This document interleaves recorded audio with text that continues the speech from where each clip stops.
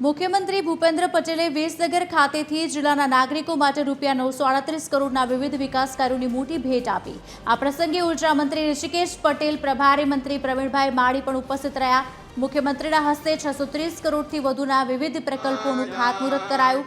168 કરોડના ખર્ચે તૈયાર થનારા વિકાસલક્ષી કામોનું વિધિવત ભૂમિપૂજન કરાયું। આ ઉપરાંત રૂપિયા 140 કરોડના ખર્ચે તૈયાર થયેલા જનહિતના પ્રકલ્પોનું લોકાર્પણ કરીને जनता માટે ખુલ્લા મૂકવામાં આવ્યા।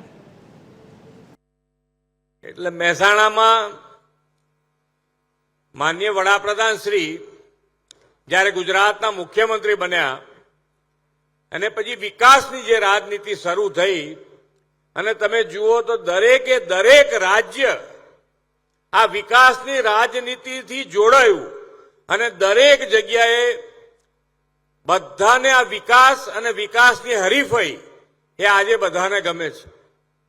પહેલા એવું જાણવાય નહોતું મળતું, દરેક રાજ્ય પોતપોતાની રીતે આગળ વધે।